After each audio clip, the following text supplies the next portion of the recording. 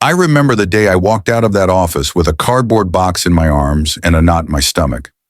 My so-called colleagues smirked behind their screens, exchanging whispers like high school bullies. "Guess jobless life finally caught up to him," one said loud enough for me to hear. I had been let go during company downsizing, not due to performance, just cold math. But they didn't care. People love a good downfall, especially when it's not theirs. That humiliation burned into my memory as I stepped onto the street, unemployed, underestimated, and underestimated. For weeks I struggled. Bills mounted and self-doubt crept in. Still, I refused to drown in self-pity. I used the free time to reassess my priorities. I'd always dreamed of running my own business, but never had the guts or time. Now, with nothing to lose, I cashed out part of my savings, dove into online courses, read obsessively, and started a small tech firm from my garage. Everyone thought I was delusional, especially my former coworkers, who occasionally sent sarcastic messages pretending to check in. I ignored them. My focus was elsewhere, building, learning, and growing. The startup didn't explode overnight, but it grew steadily. I hired 2 developers, then 5. One of our apps caught attention, then a big investor backed us.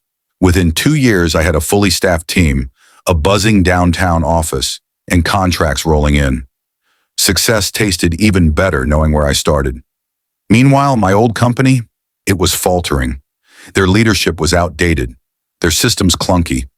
Rumors swirled about a potential acquisition. I stayed quiet, watching the pieces move behind the curtain. That's when the opportunity came. Sweet, poetic, and almost unbelievable. A venture capital group I'd networked with approached me about buying the failing company. They needed someone with inside knowledge and a vision to turn it around. I didn't hesitate. We negotiated, I ran the numbers, and within weeks the purchase was finalized. The name on the lease changed, so did the management. Me. I was now the CEO of the very company that once threw me out like trash. I wore a tailored suit the day I walked back in, through the front doors this time, not the side exit. Their faces were priceless. Some froze mid-email. Others dropped their coffee. One guy, the loudest of them all, muttered, "You've got to be kidding." But I wasn't. I gathered the entire staff into the conference room, the same one where I'd been dismissed. My voice was calm but cold. "There will be changes," I said, effective immediately. Then I pulled out the list. One by one, I named them. The ones who mocked, who laughed, who spread rumors and treated me like I didn't matter. Their jaws dropped as I handed each of them a termination letter. Some pleaded, others cursed. One even cried. But I felt nothing. This wasn't revenge. It was justice. I wasn't firing them because they hurt my ego. I was firing them because they were toxic, lazy, and created a miserable workplace. They were the reason morale was always low. And now, they were gone. The rest of the staff, the ones who had quietly worked hard in the shadows, I kept. I promoted some.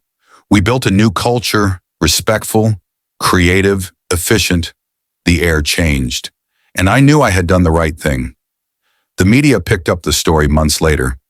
Former employee buys out firm, fires old bullies. My phone buzzed nonstop. Former classmates, distant relatives, even my old boss reached out. Some congratulated me. Others asked for jobs. The irony didn't escape me. I hired based on merit now.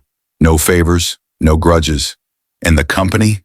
It thrived under the new leadership. Our profits tripled. We expanded. I built something lasting, not just for me, but for the people who believed in second chances. I had become everything they said I couldn't. Sometimes I still walk past that office late at night. The lights shine differently now. There's no bitterness, no fear, just clarity. I think back to the man who stood on that sidewalk with a cardboard box and smile. They laughed at me for being jobless. But in the end, I became the boss they never saw coming. And when I fired them, it wasn't out of spite. It was closure. The kind that comes when life gives you the power to rewrite the ending. And you do it with quiet, undeniable grace.